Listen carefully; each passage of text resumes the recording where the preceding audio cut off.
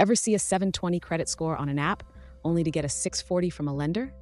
You're not crazy. Let's see why that is. There are two major credit scoring models, FICO and VantageScore. FICO's been around since the 80s, and VantageScore, created by the credit bureaus as the new kid on the block. Same goal, different playbooks. FICO is the one lenders actually use. Mortgages, car loans, credit cards, all of it.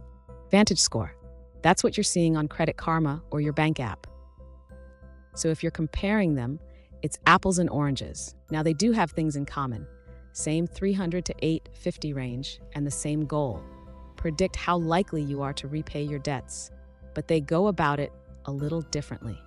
FICO needs 6 months of history. Vantage can score you in one. VantageScore hits harder on high balances, while FICO is tougher on credit inquiries. Same report, different rules. That's why you might see a 720 on your app, but a 640 when your lender pulls your credit. The app is showing VantageScore, the lender, always using FICO. And that 80-point swing could cost you an approval or a better interest rate. Want the real deal? Get your FICO score. Find and fix any errors. And if you spot something that doesn't belong, Credit Law Center can challenge it legally under the Fair Credit Reporting Act. We don't just send letters, we use the law. And that's a game changer.